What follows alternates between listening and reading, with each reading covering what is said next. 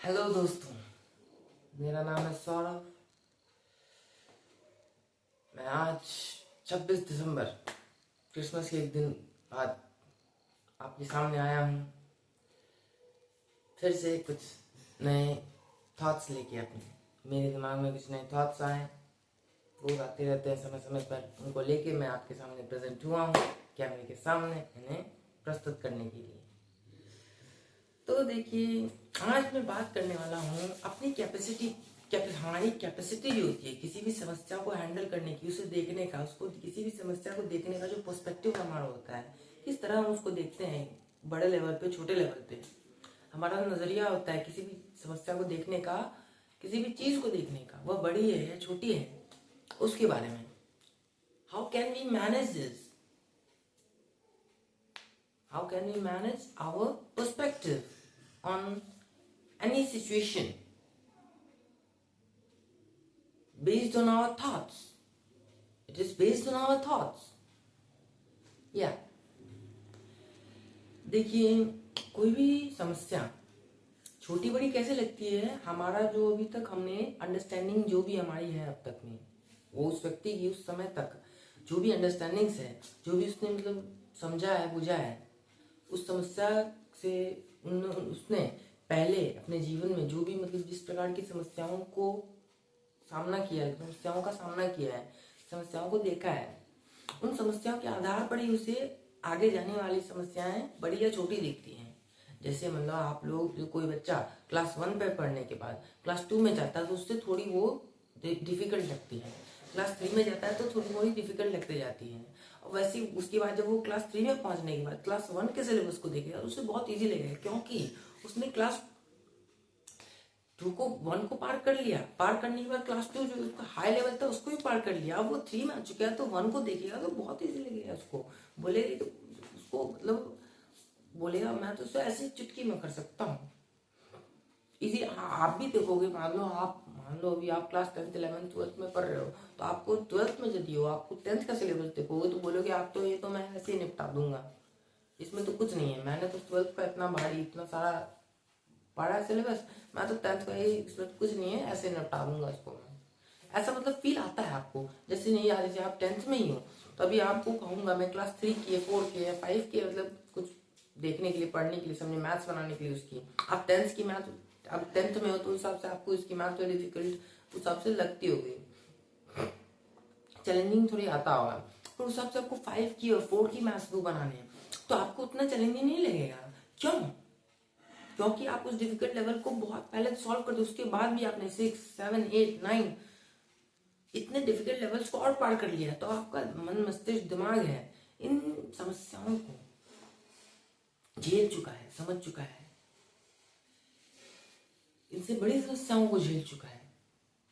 तो उस हिसाब से वो डेवलप हो गया है, बन गया, समझ गया कि ये तो मेरे लिए कुछ नहीं है, ये और ज्यादा बड़ी समस्या। जैसे जैसे इसकी ज्यादा बड़ी समस्याएं आप इसे देते जाते हो, जितने जैसे जैसे समस्याओं का लेवल बढ़ता है, ये मतलब इंक्रीज होता है, कैपेसिटी बढ़ती जाती है। इसको लगता है कि अब मैं पीछे वाली चीज तो बहुत ही ईजी थी, कुछ नहीं थी, अब लेवल क्योंकि इसका बढ़ चुका है, देखने का पर्सपेक्टिव, उसको क्लास 5 को देखने का पर्सपेक्टिव क्लास 10 में बहुत ही बदल चुका है, पूर्ण बदल चुका है, बहुत ही इसका छोटा लगने लगा है वो लेवल था उसको 10th की अपेक्षा।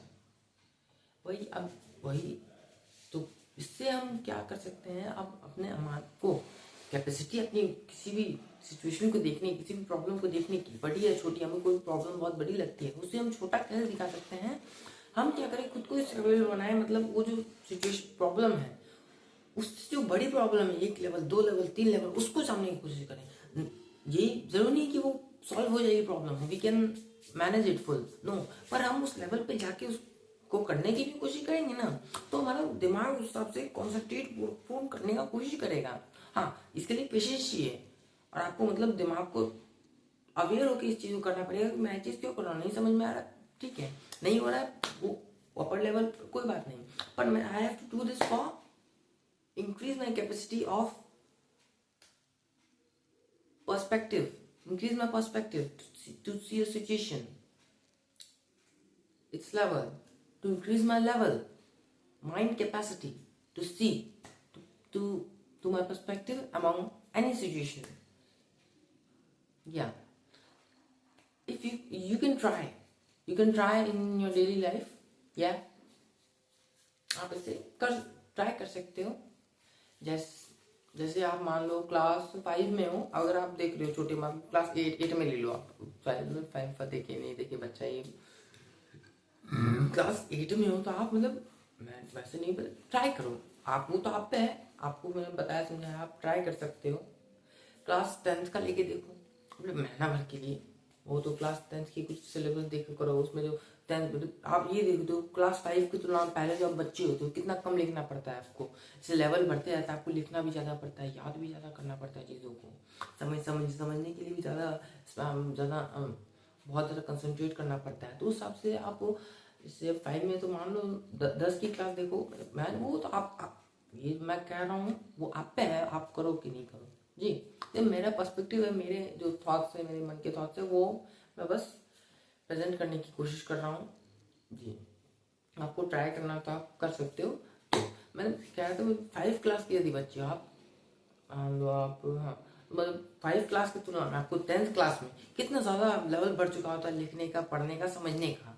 तो आप यदि आप 8 क्लास के बच्चे हो, यदि आप 10th के भी करते हो, तो 8 में भी उस हिसाब से उतना नहीं होता लिखने का, 8 की तुलना में, क्लास 8 की तुलना में 10th में लिखना ज़्यादा होता है, समझना ज़्यादा होता है, याद ज़्यादा करना होता है। तो उन चीज़ों को करने को मेहनत करके देखो, उसके बाद आप 8 में आओ, उसके बाद देखो आप, मैं बेट लगाता हूँ, ये बेट लगा के आता हूँ कि 8 का आपको ईजियर लगेगा, पहले की तुलना में बहुत ज़्यादा ईजी लगेगा, बिल्कुल। And you will perform well, very well. या देखा, इस चीज़ को मैंने ऑब्जर्व किया है कि जब कोई चीज़ मुझे मतलब सिचुएशन ऐसी लग रही है, उसके बाद बड़ा लेवल आ जाता है, तो फिर वो चीज़ छोटी लगने लगती है। बड़ा लेवल पर यदि इसको कर लो तो फिर उससे छोटी वाली चीज़ जो पहले तो वो जिस पे चल रहे थे उसको बहुत छोटी लगने लगती है, बहुत ईजी लगने लगती है एक बार कोई भी चीज़ अचीव होने के बाद।